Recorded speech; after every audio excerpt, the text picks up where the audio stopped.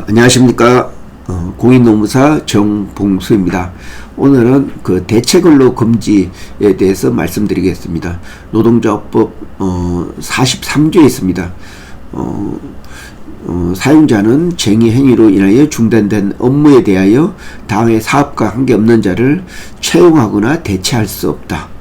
또 2조는 사용자는 쟁의행위로 인하여 중단된 업무에 대하여 도급 또는 하도급 줄 수 없다.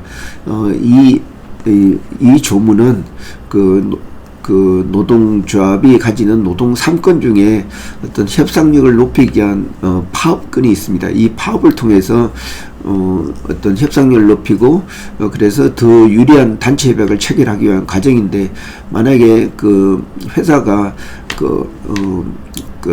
파업 기간 동안에 그 업무 대체를 하게 되면은 파업의 효과를 얻을 수 없기 때문에 노동조합이 싸워서 이길 수 없는 게임이 됩니다. 그래서 어떤 노사 간의 어떤 힘의 균형을 유지해 주기 위해서 그 대체근로 금지 이 조항이 있습니다.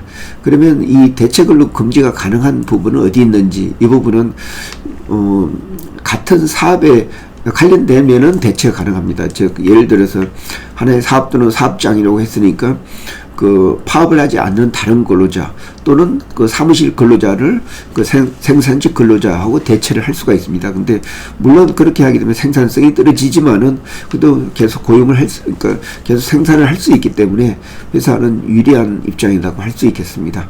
그리고 또 대체 근로가 가능한 거는 그 외국에 그 자회사가 있을 때 거기에서 어떤 연수차 한국에 와 있는 이러한 직원 같은 경우는 이게 그 당의 사업과 관계 없는 자가 아니고 관계 있는 자이기 때문에 대체가 가능합니다. 만약에 이게 그 파업 중에 대체를 위해서 그러한 목적을 가지고 이렇게 그러한 사람들을 이제 초빙을 했다 하게 되면은 이게 문제가 될 수 있습니다. 그러나 그런 이유가 아니고 일상적으로 이제 그 어떤 연수를 위해서 이렇게 왔던 그러한 외국인 근로자 같은 경우는 당의 사업과 관계되기 때문에 대체가 가능합니다. 그리고 또 필수 공익 사업 같은 경우는 거의 중단이 그 공경에 굉장히 어떤 위해를 줄 수 있는 그러한 사업입니다. 예를 들어 가스 공급이나 또 전기 그리고 또 통신 이러한 업무 같은 경우는 필수 공익 사업이라고 할 수 있습니다. 이런 경우에는 필수 유지 업무를 지정해야지만이 파업을 할 수가 있고, 파업을 하더라도 그 파업 참가자들의 50%까지 그 업무 대체가 가능합니다.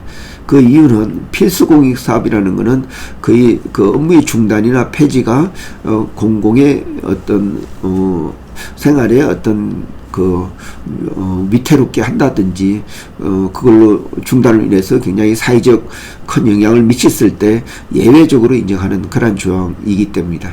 그래서 이 대체근로 금지는 어떤 노동 3권을 보호하기 위한 가장 중요한 조항 중에 하나입니다. 만약에 이 대체근로가 허용이 된다고 하면은 파업 자체가 유명무실해져 버립니다. 그래서 노동 3권을 보호하기 위한 조치입니다. 근데 여기에서 쟁의행위 중에 중단된 업무에 대해서 당의 사업과 관계없는 자를 채용에 대체할 수 없다.